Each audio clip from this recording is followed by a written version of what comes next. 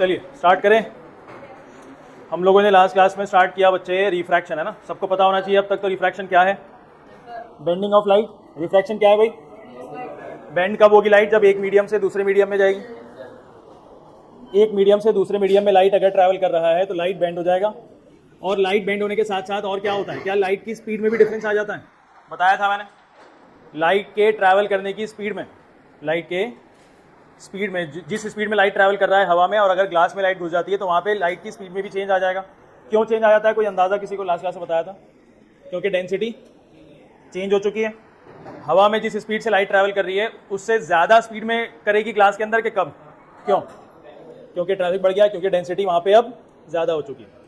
तो मीडियम जिसमें लाइट ज़्यादा तेज़ी से ट्रैवल कर रहा है वो मीडियम का नाम रेयरर मीडियम, और जिस मीडियम में लाइट थोड़ा स्लो मूव कर रहा है वो कैसा है? Medium, denser medium. सब क्लियर है? सबको लास्ट क्लास में बता दिया था हमने। 4 टॉपिक्स पढ़ने हैं इसके अंदर। कौन कौन सा? रिफ्रैक्शन थ्रू ग्लास स्लैब हो गया था लास्ट क्लास में। उसके बाद रिफ्रैक्टिव इंडेक्स हमने पढ़ना स्टार्ट कर दिया था, ठीक है। इसके बाद हमने स्फेरिकल लेंसेज और पावर पढ़ना है, तो देख लेते हैं। रिफ्रैक्शन थ्रू ग्लास स्लैब हमारा हो गया। रिफ्रैक्टिव इंडेक्स हम लोगों ने स्टार्ट किया था। रिफ्रैक्टिव इंडेक्स, यहाँ तक किसी को कोई डाउट है? क्या होता है रिफ्रैक्टिव इंडेक्स? बताओ definition.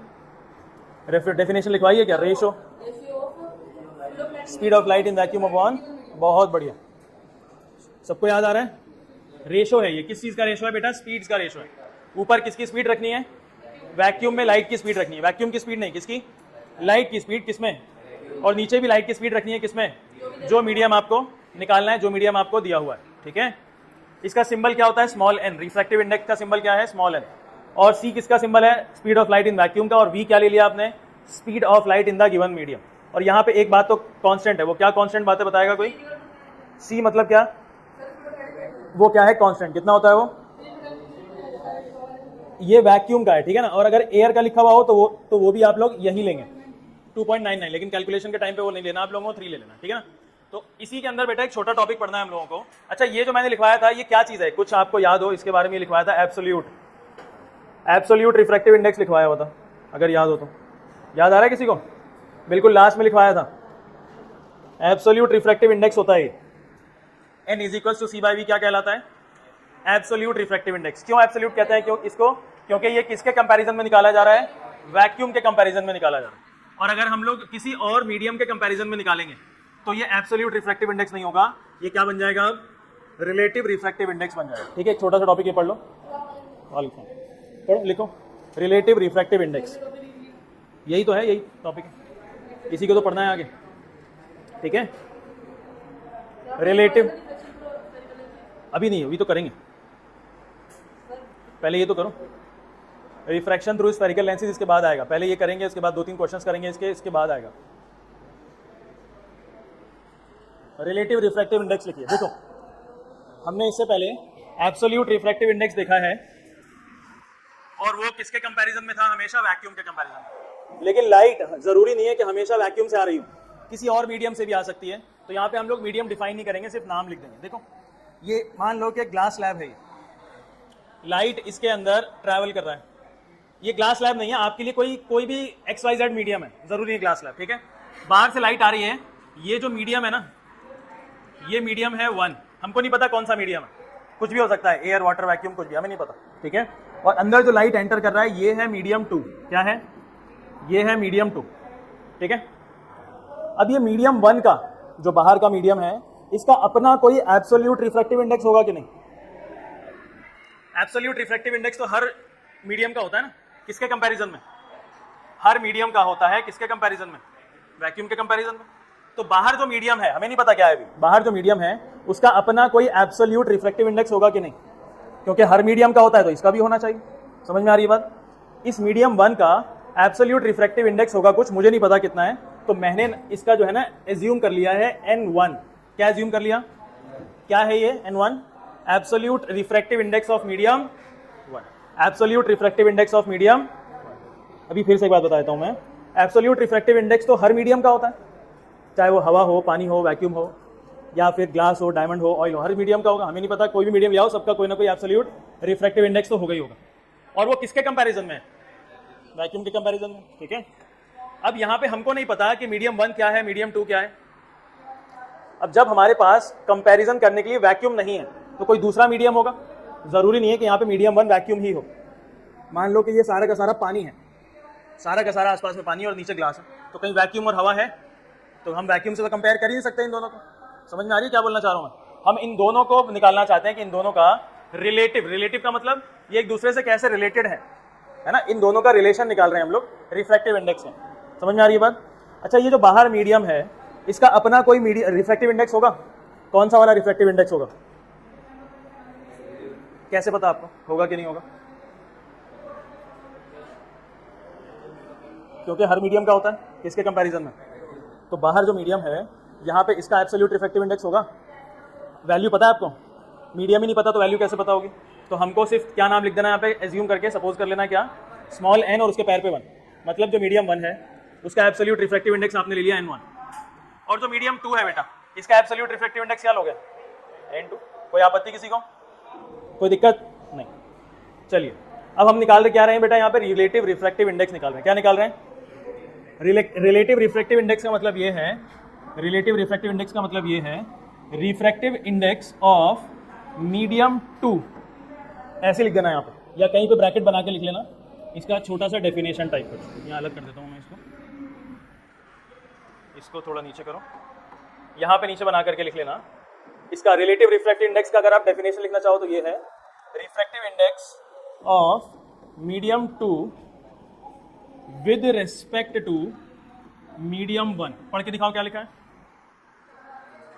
Refractive index of medium 2 with respect to क्यों लगाया गया यहाँ पे? क्योंकि हम रिलेटिव निकाल रहे हैं।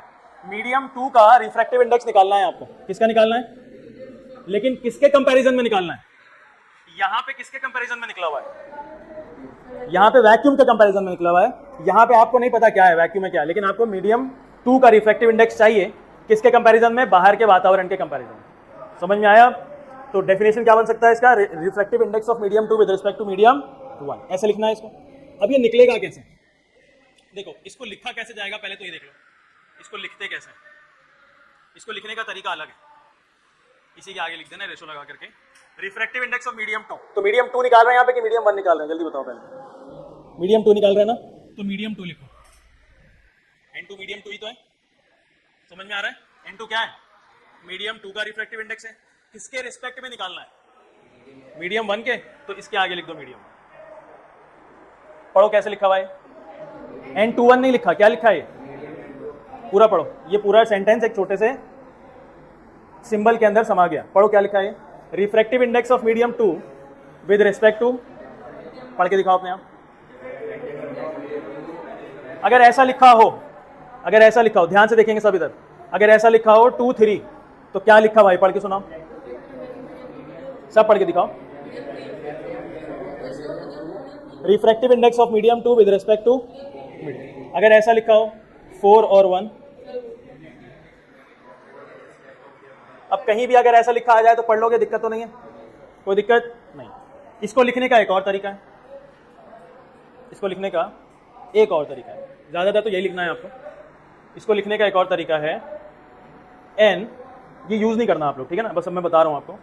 Refractive index of medium 2, refractive index of medium 2 with respect to 1, ठीक है? पढ़ो इसको क्या लिखा है?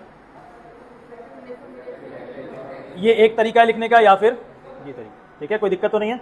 असल आप क्या निकाल रहे हैं? n के साथ जो नंबर लिखा है ना वो आपके लिए जरूरी है, बाकी दूसरा नंबर आप कहीं भी लिखिए आपको मतलब नहीं पड़ता।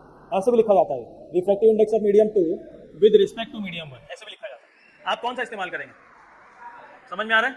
सबसे अच्छा तीनों में कॉमन क्या है? n के नीचे 2 लिखा हुआ ही लिखा हुआ है। 2 का पोजीशन चेंज नहीं हुआ, लेकिन 1 का पोजीशन कहीं भी करते चलेगा। क्या कोई और जगह बची है 1 के पोजीशन के लिए?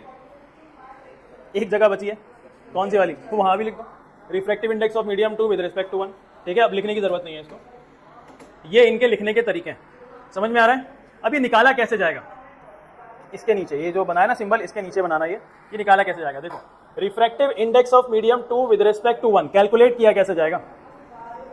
सब इधर देख रहे हैं, इसका कैलकुलेशन कैसे होगा? रिफ्रैक्टिव, पढ़ो ये क्या लिखा है?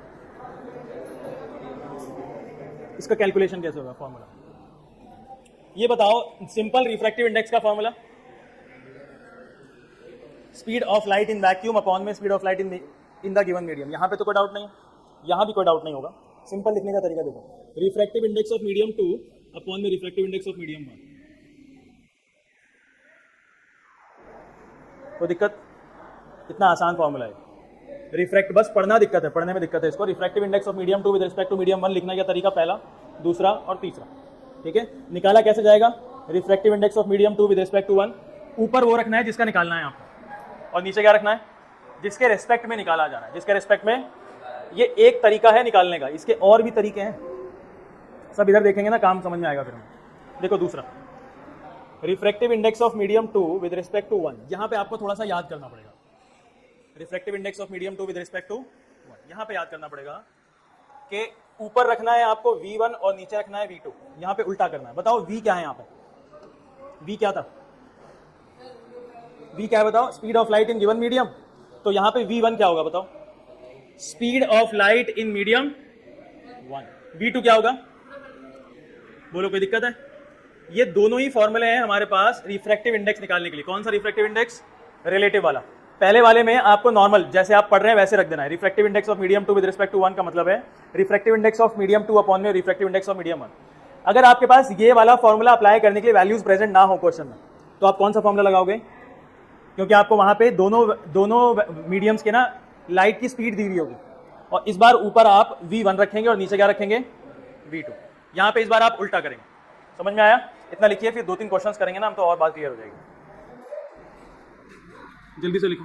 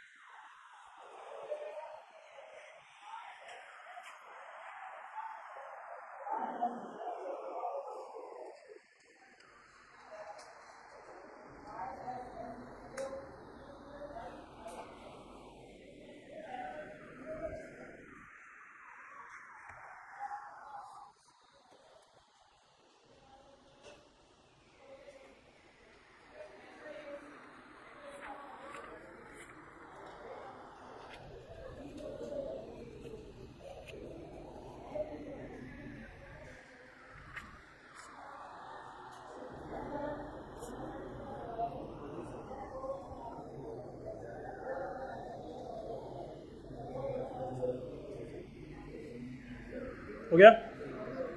क्वेश्चन लिखिए एक।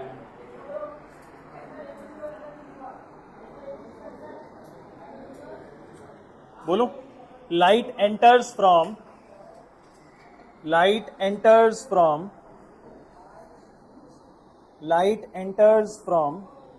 Air to glass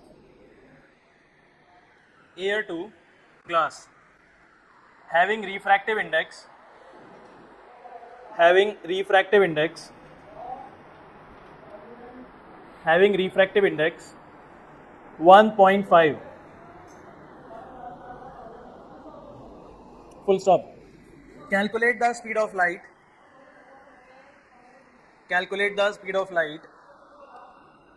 in glass.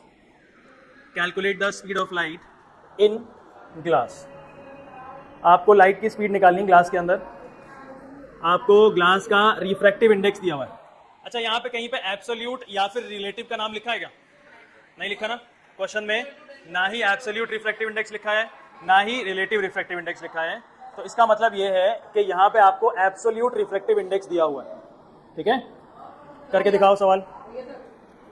ये सबसे सिंपल क्वेश्चन है जो बोर्ड में आता है, सबसे सिंपलेस्ट क्वेश्चन है ये, कुछ नहीं करना है इसके अंदर। मेरे हिसाब से तो देख के आंसर आ रहा है सिर्फ।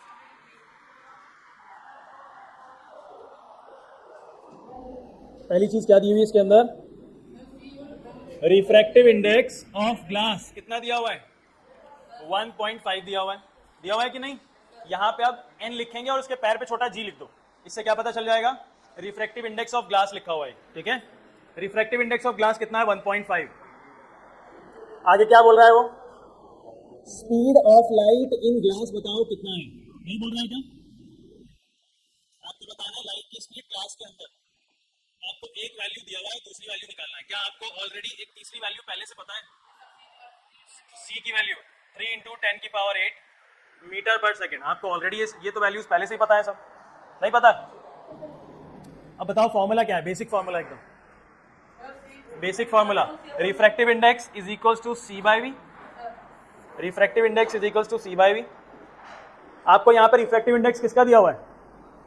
ग्लास का। तो यहाँ पे एन के नीचे ग्लास लगा दो। यहाँ पे आपको स्पीड ऑफ लाइट किस में निकालनी है?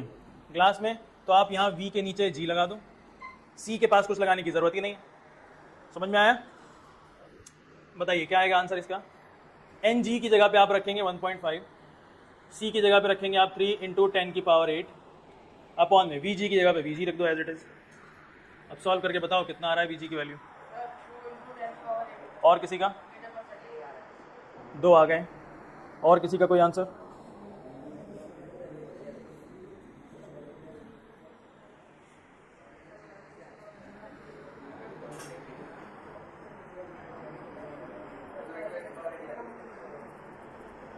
कितना आया अफान का?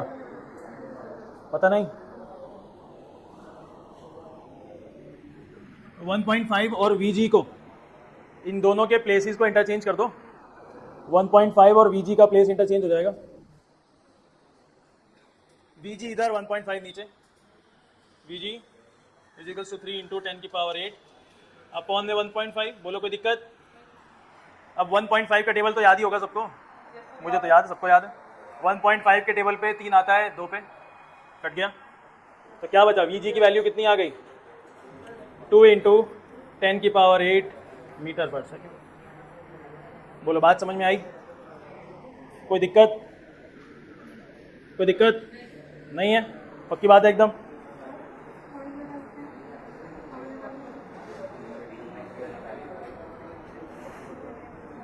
ये 3 × 10⁸ नीचे आ गया, और ये वीजी नीचे था ना, ये ऊपर कैसे चला गया? ये तो 1/VG रहा है ना बेटा। जब आप ये नंबर इसके नीचे लेके आए तो वीजी नीचे से ऊपर कैसे उछल गया? एकदम से नीचे तो रहेगा, ये 1/VG तो रहेगा। ये गलत है, पीछे हो गया। अली का आंसर आया, अब्दुल्ला का आंसर आ गया पीछे। किसी को कोई डाउट है? हो गया ना? कोई डाउट है? नहीं। एक और क्वेश्चन लिखिए।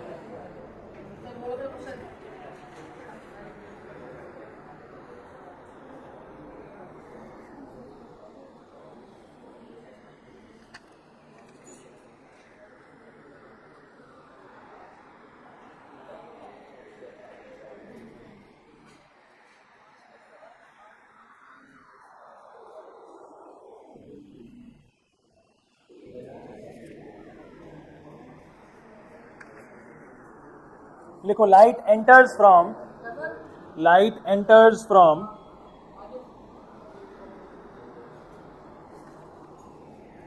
Air to glass.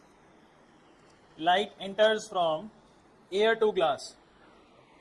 Light enters from air to glass. Full stop लगाओ।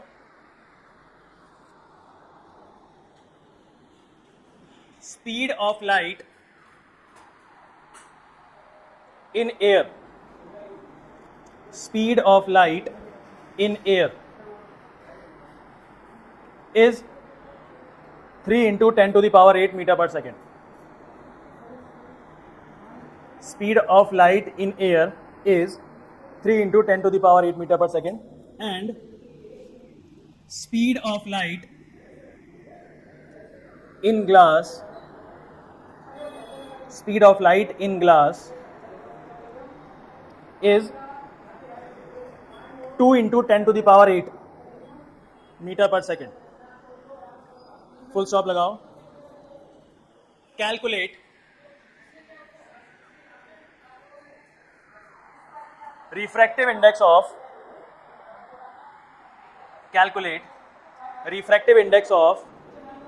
glass with respect to air,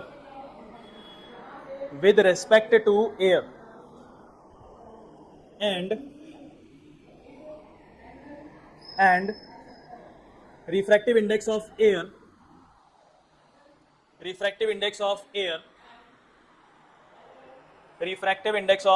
air with respect to with respect to glass.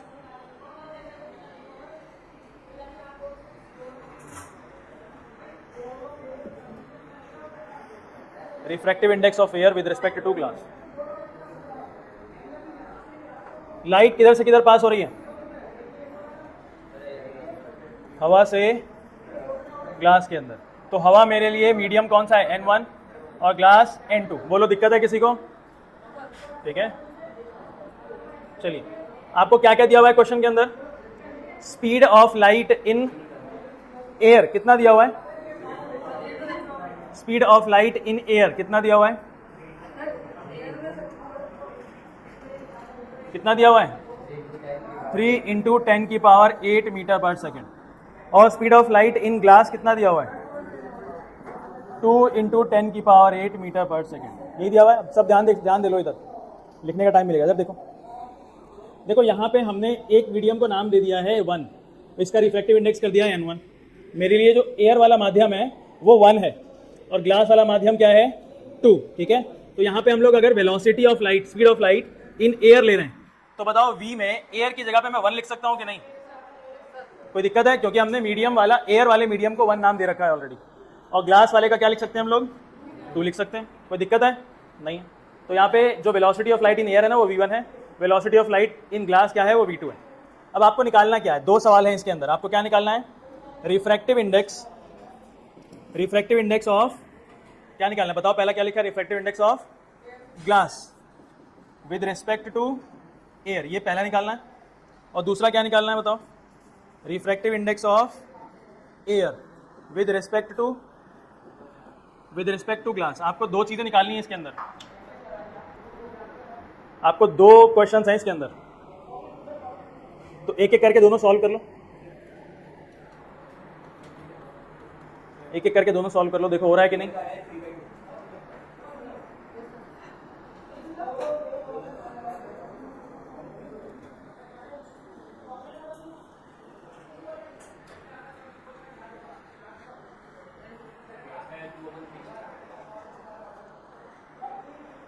समझ में आ रहा है पीछे किसी को कुछ? लिख लिया है या मैं करवाऊं? तो सब इधर देखेंगे फिर। अगर मैं करवा रहा हूं तो आपके पेन बंद हो जाएंगे। चलो इधर देखो, पहला क्या निकालना है? Refractive index of glass with respect to air. हम लोग लिखते कैसे थे? रिलेटिव रिफ्रैक्टिव इंडेक्स लिखने का तरीका बताओ। Refractive index of medium 2 with respect to 1 कैसे लिखते हैं? Refractive index of medium 2 with respect to 1 है ना, refractive index of medium 2 with respect to 1। अगर मैं इसकी जगह पे ऐसे लिख दूं, refractive index of glass with respect to air, तो क्या ऐसे लिख सकता हूं? Refractive index of glass with respect to air. Refractive index of glass with respect to air लिख सकते हैं कि नहीं? जल्दी बताओ। नहीं लिख सकते? मैंने ग्लास को क्या नाम दिया हुआ है? 2 नाम दिया हुआ है, 2। तो इसकी जगह पे हम ऐसे लिख सकते हैं, रिफ्रैक्टिव इंडेक्स ऑफ 2, और एयर को क्या नाम दिया हुआ है? 1। तो refractive index of medium 2 with respect to 1 same आ गया ये भी। ठीक है, यहाँ पे असल में नाम दिए हुए हैं इसलिए मैंने ए और जी लिखा है। सिर्फ 1 2 लिखा होता तो मेरे को कोई फर्क नहीं पड़ता। ठीक है, अच्छा refractive index of medium 2 with respect to 1 कैसे लिखते हैं आप बताओ? निकालने का तरीका बताओ। इसके 2 फॉर्मूले बताए मैंने। पहला formula refractive index of medium 2 upon में रिफ्रैक्टिव इंडेक्स ऑफ मीडियम 1, या फिर एक और formula refractive index of medium 2 with respect to 1 कैसे निकलेगा? Velocity of light in medium 1 upon में velocity of light in medium 2। बोलो यही तरीका है। एक फॉर्मूला ये है और एक फॉर्मूला ये है। बताओ कौन सा फॉर्मूला यूज करेंगे आप? ये वाला फॉर्मूला यूज करेंगे आप। नहीं समझ में आया है ना? तो रिफ्रैक्टिव इंडेक्स ऑफ मीडियम 2 निकाल रहे हैं हम किसके रिस्पेक्ट में? 1 के रिस्पेक्ट में। तो V1 क्या है आपका बताओ? V1 है 3 × 10⁸ अपॉन में 2 × 10⁸। कितना आ जाएगा ये? Refractive index of 2 with respect to 1 कितना है? 1.5। ये आंसर आप एज इट इज लिखेंगे, तरीके से लिख के आएंगे। ये इसका आंसर पूरा लिखना है। अगर N21 लिखा है यहाँ पे तो आप वापस से क्या लिखेंगे? अब इसकी जगह NGA लिखेंगे। NGA मतलब refractive index of glass with respect to air. वो कितना आया मेरे पास? और नीचे आप स्टेटमेंट लिखेंगे refractive index of glass with respect to air is equals to 1.5। बोलो समझ में आया निकालने का तरीका? थोड़ा सा लेंदी है क्योंकि हम लोग पहली बार कर रहे हैं। जब आप 4 5 6 7 क्वेश्चंस कर लोगे ना अभी, तो आप यूँ निकाल दोगे, मगर इतना लेंथ करने की जरूरत ही नहीं पड़ेगी। पहले इतना करो जल्दी।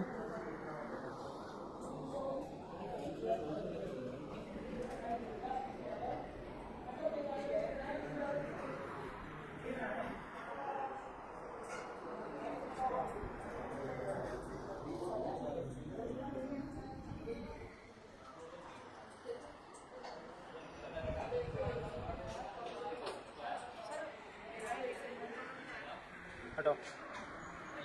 देखो 10 की पावर 8 से 10 की पावर 8 कैंसिल हो गया, क्या बचा 3/2 बचा। इसको डिवाइड करेंगे कितना आएगा,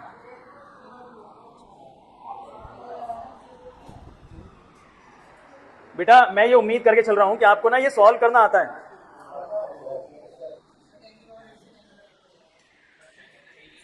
जिसको जो चीज नहीं समझ में आएगी ना वो वहीं पे पूछ लेना, ऐसा नहीं है कि बाद में पूछूंगा, बाद में मिलूंगा ही नहीं, मैं हाथ ही नहीं आऊंगा बाद में, फिर बाद कभी आएगा ही नहीं वो।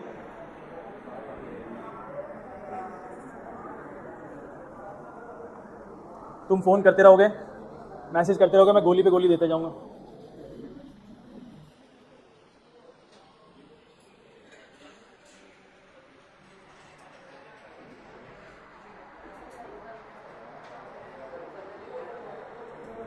हो गया क्या?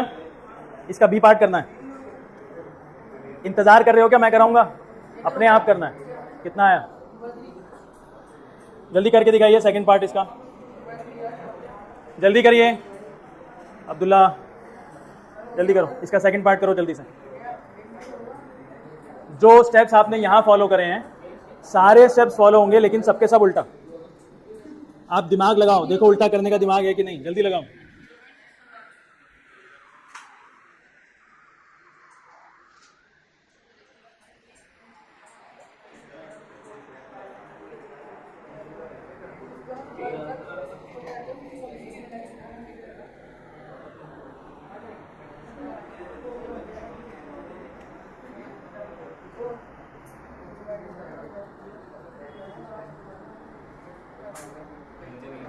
इस बार आपको निकालना है refractive index of air with respect to glass, उल्टा निकालना है।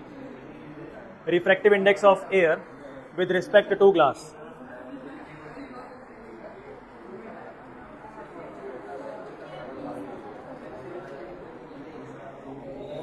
Refractive index of air with respect to glass.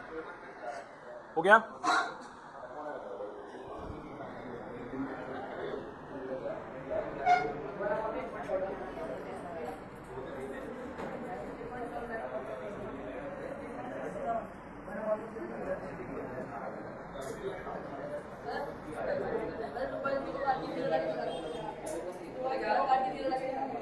Two by 3 को काटना है और क्या लाना है, तुम्हारे हिसाब से थोड़ी आएगा, वो तो कांस्टेंट वैल्यू है, नहीं आएगा। अच्छा ये कैसे लिखा जाएगा बताओ, नंबर्स के फॉर्म में अगर लिखना हो तो कैसे लिखा जाएगा? हमने एयर को क्या नंबर दिया हुआ है, एयर को क्या नंबर दिया हुआ है और ग्लास को, तो ये कैसे लिखा जाएगा? n, एयर को 1 और ग्लास को 2, यानी कि refractive index of medium 1 with respect to 2। अब ये लिखा कैसे जाएगा आगे बताओ, फॉर्मूला क्या बनेगा इसका? दोनों जगह पे वी आएगा, बताओ कहां पे 1 कहां पे 2? समझ में आया सबको? पक्की बात है क्या? देखो फिर से बताता हूँ रफ में इधर, अगर ऐसे लिखा होता है, देखो अगर ऐसे लिखा होता है refractive index of medium 2 with respect to 1, इसको कैसे लिखा जाता है? रिफ्रैक्टिव इंडेक्स ऑफ 2 अपॉन में रिफ्रैक्टिव इंडेक्स ऑफ 1। ये तो बिल्कुल सिंपल है। अगर ये वैल्यू ना दी हुई हो तो आप क्या लिखेंगे? Refractive index of medium 2 with respect to 1 equal to refractive index speed of light in medium 1 upon में speed of light in upon में मीडियम 2। उल्टा कर देते हैं यहाँ पे। लेकिन अगर आपको मीडियम ही उल्टा दिया हुआ हो, ऐसे लिखा हो refractive index of medium 1 with respect to 2, क्या लिखेंगे आप? Refractive index of medium 1 upon में रिफ्रैक्टिव इंडेक्स ऑफ मीडियम 2। लेकिन आपको रिफ्रैक्टिव इंडेक्स ना दिया हुआ हो, वेलोसिटीज की वैल्यू दी हुई हो, ये ना दे करके, तो refractive index of medium 1 with respect to 2 equal to v upon v लगाओ। यहाँ पे 1 अपॉन 2 लिखा है तो यहाँ पे 2 अपॉन 1। समझ में आया? ये वाला आपको याद कर लेना है। याद करने की क्या जरूरत है यार, एक पता लग गया तो दूसरा उल्टा करना है, नहीं कर पाओगे? इजी है एकदम। तो यहाँ पे क्या लिखना है बताओ? 2 अपॉन 1 ये लिखेंगे। बोलो तो बताओ, velocity of light in medium 2 कितना था? 2 इंटू 10 की पावर 8 था। और मीडियम 1 में तो बताओ refractive index of medium 1 with respect to 2 कितना आ गया फान? 0.666। तो अगर आपको एज इट इज नहीं छोड़ना है इसको, क्या लिखना है यहाँ पे बताओ वापस उल्टा करके? Refractive index of air with respect to glass कितना आया? 0.66। और बाद में आप स्टेटमेंट लिखेंगे refractive index of air with respect to glass कितना है? 0.66। अगर आप डेसिमल में ना निकालना चाहिए, यहाँ पे डेसिमल का आंसर नहीं चाहिए होता, आप सिंपल फ्रैक्शन में भी छोड़ सकते हैं। क्या लिख सकते हैं? 2/3, क्योंकि कोई यूनिट नहीं है ना यहाँ पे। आगे क्या लगाओगे इसके? मीटर पर सेकंड लगाओगे क्या, या न्यूटन लगाओगे, या जूल लगाओगे? कौन सा, ये कैसा डायमेंशन, ये कैसा यूनिट है, सॉरी फिजिकल क्वांटिटी है, यूनिटलेस, ठीक है। तो सिंपल आंसर क्या आएगा इसका? 0.66। समझ में आया क्या? बोलो समझ में आया क्या? जल्दी करो, इसको खत्म करना है मेरे को। एक लास्ट सवाल करा के टॉपिक आगे बढ़ाएंगे। अब मुझे पता है, हो गया? जल्दी लिखो जल्दी।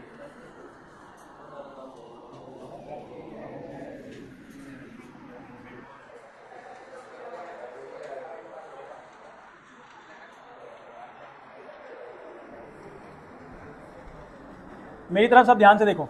यहाँ पे मैं अभी एक क्वेश्चन नंबर 3 लिखवाऊंगा, लेकिन उससे पहले मुझको कुछ बताएंगे आप लोग। देखो इधर कुछ यहाँ पे ना मैं केसेस समझा रहा हूँ आपको, लिखने की जरूरत नहीं है। वेलोसिटी इज इक्वल्स टू, इधर देखो, किसी ऑब्जेक्ट की वेलोसिटी लिखी हुई है 10 मीटर पर सेकेंड, ठीक है। ये ओरिजिनल वेलोसिटी किसी ऑब्जेक्ट की, बाद में ये ओरिजिनल वेलोसिटी वी हो, बाद में इसकी velocity, new velocity, case number 1 में न्यू वेलोसिटी हो जाती है ओरिजिनल वेलोसिटी अपॉन में 2। तो फाइनल आंसर न्यू वेलोसिटी कितना आएगा इसका? न्यू वेलोसिटी कितना आएगा इस ऑब्जेक्ट का? 5। कैसे आया 5? 10/2 करके। तो क्या आप यहाँ पे सिंपल ये बोल सकते हैं कि नई वेलोसिटी जो है, नई वेलोसिटी जो आई है वो पुराने वाले के 2 गुना कम हो चुकी है, 2 गुना कम हो चुकी है, हाफ हो चुकी है। अगर एक और केस में ऐसा लिखा हो, new velocity is equals to velocity original velocity upon में 5, तो क्या बता सकते हैं आप यहाँ पे? जो अब वेलोसिटी आई है वो नए वाले पुराने वाले के 5 गुना बढ़ गई कि कम हो गई? बढ़ गई कि कम हो गई? जल्दी बताओ। डिवीजन में कोई नंबर आ रहा है तो वेलोसिटी घटती जा रही है, मल्टीप्लिकेशन में कोई नंबर आएगा तो वेलोसिटी बढ़। अगर ऐसे कुछ लिखा हो, new velocity is equals to original velocity upon में 1.33, जो नई वेलोसिटी आई है वो ओरिजिनल वाले के 1.33 टाइम्स कम हो गई। बोलो समझ में आ रहा है? क्या मैं ऐसा भी बोल सकता हूँ कि जो वेलोसिटी है वो 1.33 टाइम्स 1.33 फैक्टर्स कम हो चुकी है? जो नई वेलोसिटी वो पुरानी वाली वेलोसिटी से कम हो चुकी है। कितने टाइम्स कम हो चुकी है? 1.33 टाइम्स, या फिर 1.33 फैक्टर्स कम हो चुकी है। समझ में आया? टाइम्स की जगह पे आप फैक्टर्स भी लिख सकते हैं, ठीक है। तो क्वेश्चन लिखो, refractive index of diamond is refractive index of diamond is 2.42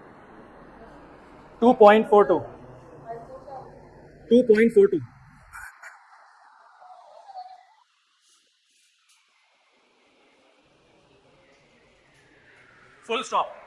आगे लिखा, what is the meaning of आगे लिखो, what is the meaning of this statement, what is the meaning of this statement?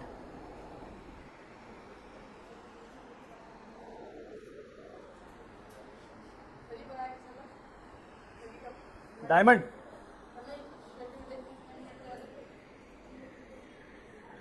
किसी ने अल्लाह पाक ने बनाया बेटा, ये तो प्रॉपर्टी है ना हर चीज की। डायमंड किसने इन्वेंट करा है ये नहीं पता, डायमंड तो बहुत पुरानी चीज है यार।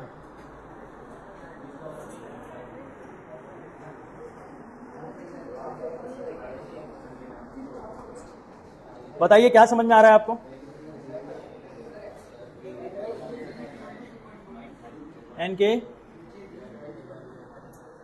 हाँ, एन डी इक्वल टू 2.42 लिखेंगे आप यहाँ पे। Refractive index of diamond is equals to 2.42 लिखेंगे आप यहाँ पे, ठीक है, कोई दिक्कत नहीं है।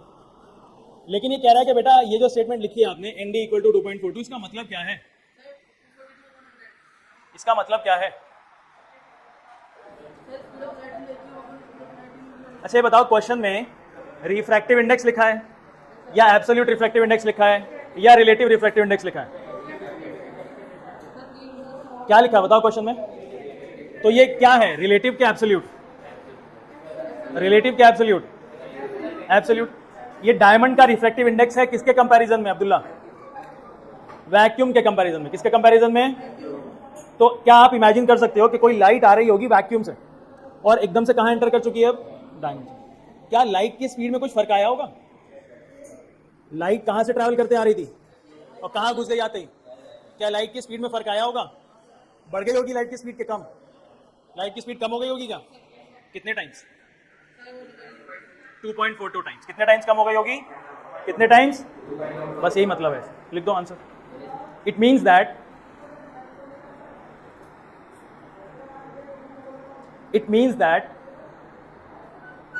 speed of light is decreased by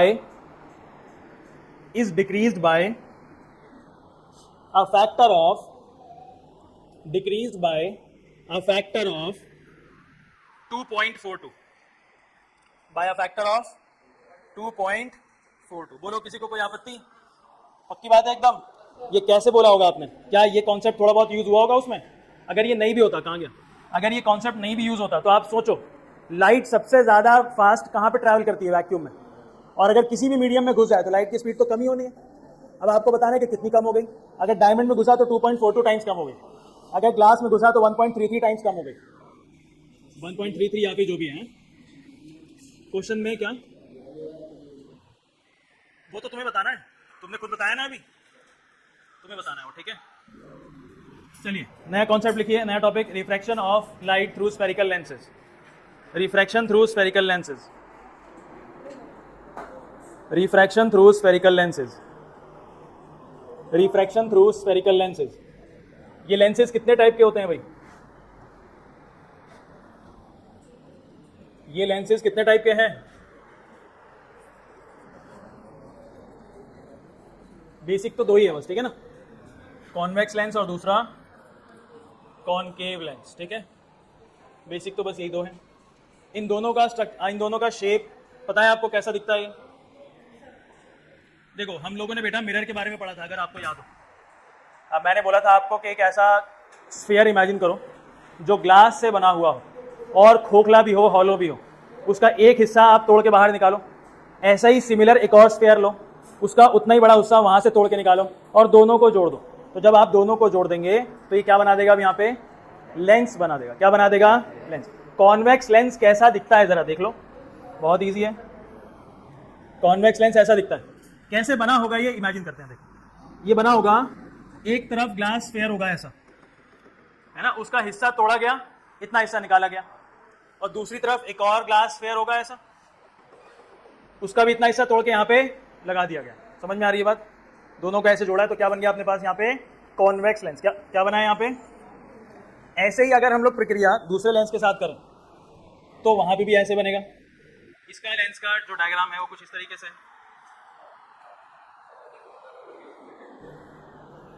देखो इसमें क्या सीन है कि इस तरफ वाला जो स्फेरिकल ग्लास होगा वो इस तरफ है, ठीक है?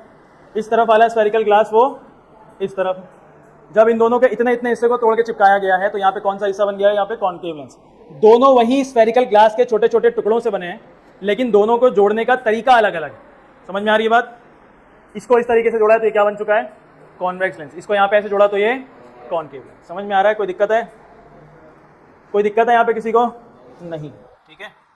अब देखो ये जो कॉनकेव लेंस और कॉन्वेक्स लेंस है ना, क्या हम लोगों ने मिरर में एक इमेजिनरी लाइन पढ़ी थी क्या, जो बिल्कुल मिरर के बीच में से निकलती है? उसका नाम प्रिंसिपल। तो वही प्रिंसिपल एक्सिस यहाँ भी होगा, वही सेम प्रिंसिपल एक्सिस यहाँ पे भी है, ठीक है?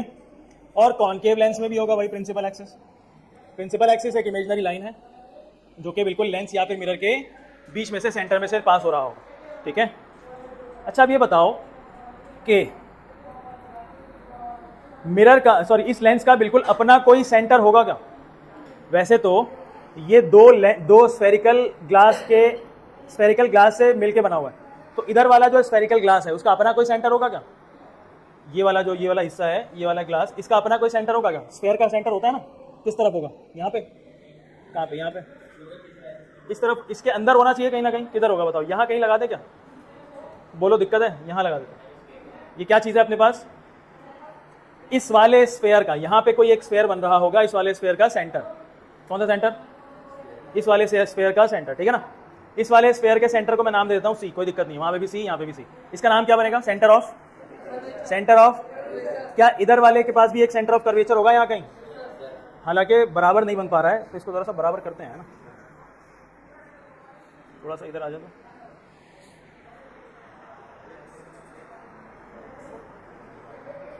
अरे क्या हो रहा है? चलो, इधर का सेंटर ऑफ कर्वेचर ये मिला, इधर का सेंटर ऑफ कर्वेचर मुझे यहाँ पे मिला। क्या एक लेंस के पास दो सेंटर ऑफ कर्वेचर? एक लेंस के पास, मिरर के पास भी एक मिरर के पास दो सेंटर ऑफ कर्वेचर थे क्या? लेकिन लेंस के पास दो सेंटर ऑफ कर्वेचर होंगे, क्योंकि ये दो अलग अलग स्फीयर के छोटे छोटे टुकड़ों के हिस्सों से बना हुआ है। ठीक है, अच्छा ये बताओ, ठीक है, अच्छा ये प्रिंसिपल एक्सिस और ये लेंस का अपना कोई सेंट्रल पार्ट होगा क्या? अपना कोई बिल्कुल बीच का पार्ट होगा क्या? मिरर में, नज़ीर हाथ उठाओ मुंह पे से, मिरर में जो बिल्कुल सेंटर का पार्ट था उसका नाम क्या था? पोल। लेंस में जो बिल्कुल सेंटर पे होगा उसका नाम क्या? नाम क्या? नाम ऑप्टिकल सेंटर। क्या नाम होगा? क्या नाम होगा? कोई दिक्कत है? नहीं। चलिए अब ध्यान देंगे इधर सब। ऑप्टिकल सेंटर से लेके सेंटर ऑफ कर्वेचर तक जितना डिस्टेंस है वो क्या कहलाएगा? ऑप्टिकल सेंटर से लेके सेंटर ऑफ कर्वेचर तक का डिस्टेंस क्या कहलाएगा? जल्दी बताओ बेटा। कोई एक स्फीयर है, ये इसका सेंटर, ये इतना डिस्टेंस क्या कहलाता है? तो वैसे ही इधर से लेके लेंस से लेकर के सेंटर ऑफ कर्वेचर तक का डिस्टेंस क्या कहलाएगा? हालांकि अगर आप ध्यान दो ना, ये डिस्टेंस यहाँ तक होना चाहिए था, यहाँ तक, लेकिन हम लोग सिर्फ कहाँ से लेते हैं ये डिस्टेंस? ऑप्टिकल सेंटर से लेते हैं अपनी कन्वीनियंस के लिए। ठीक है ना? कहाँ से ले रहे हैं? ऑप्टिकल सेंटर से। कहाँ से ले रहे हैं? ये क्या होगा? रेडियस ऑफ कर्वेचर होगा। क्या यही रेडियस ऑफ कर्वेचर वहाँ भी होगा? इसका मतलब दोनों रेडियस ऑफ कर्वेचर सेम होने चाहिए। आप कहीं से भी कैलकुलेट करो, रेडियस ऑफ कर्वेचर दोनों का बराबर है। ठीक है, अब ध्यान दो, क्या अगर लाइट रेज हैं, परसों इधर देखो होने वाला है खत्म, अगर लाइट रेज बेटा कहीं से आ रही है इस लेंस के ऊपर और वो पैरेलल आ रही है, कैसी आ रही है? पैरेलल, तो ये लेंस एक ट्रांसपेरेंट मीडियम होता है। लाइट को रिफ्लेक्ट करना है यहाँ से कि रिफ्रैक्ट करना है? रिफ्रैक्ट का मतलब, रिफ्रैक्ट का मतलब, रिफ्रैक्ट का मतलब बेंडिंग ऑफ लाइट। रिफ्रैक्शन का मतलब जब भी लाइट किसी दूसरे मीडियम में एंटर करता है तो लाइट अपने रास्ते को थोड़ा सा बदल लेता है। तो लाइट को क्या करना है यहाँ पे? अब बेंड करना है। क्या करना है? अगर कोई जितनी लाइट रेज सारी की सारी अगर पैरेलल इसके ऊपर फॉल करें तो सारी लाइट रेज एक सिमिलर पॉइंट से ही पास होंगी, एक सिंपल पॉइंट से, सिमिलर पॉइंट से पास होंगी, एक सिमिलर पॉइंट से, सिमिलर नहीं, एक सेम पॉइंट से पास होंगी। ये पॉइंट कौन सा होगा? फोकल पॉइंट होगा। कौन सा पॉइंट होगा? Focal point. कौन सा पॉइंट होगा? फोकल। समझ में आया? फोकल पॉइंट होगा। ऑप्टिकल सेंटर से लेके फोकल पॉइंट तक के डिस्टेंस को क्या बोला जाएगा? Focal length. क्या बोला जाएगा? ऑप्टिकल सेंटर से लेके सेंटर ऑफ कर्वेचर तक के डिस्टेंस को क्या बोला जाएगा? Radius of curvature. अगर मैं आपसे बोलूं फोकल पॉइंट की डेफिनेशन बतानी है आपको, तो क्या बताओगे? अगर लाइट रे सारी पैरेलल आ रही है और फॉल करती है कॉन्वेक्स लेंस पे और ये सारी की सारी लाइट्स एक जगह पे जाकर के इकट्ठी हो जाती है, तो वो पॉइंट क्या कहलाता है? Focal length. ये सारी लाइट्स को इकट्ठा कर रहा है क्या? सारी लाइट्स को क्या कर रहा है? तो कॉन्वेक्स लेंस कौन सा लेंस हो जाएगा? क्या कन्वर्ज कर रहा है ये सारी लाइट रेज को? दिखाएगा सबको कन्वर्ज करते हुए, तो कॉन्वेक्स लेंस का दूसरा नाम कन्वर्ज। समझ में आया? अब यहाँ पे हमने वहाँ पे मिरर में एक रिलेशन पढ़ा था कि जो फोकल लेंथ होता है वो रेडियस ऑफ कर्वेचर का हाफ होता है। सबको याद है ये वाला? Focal length is equals to r/2। याद है क्या? तो वही सेम रिलेशन बेटा यहाँ पे भी फॉलो होगा। Focal length is equals to r/2, same चीज़ है, यहाँ पे कोई भी डिफरेंस नहीं। ठीक है ना? बनाओ इसको, फिर इसके साथ ये बनाना।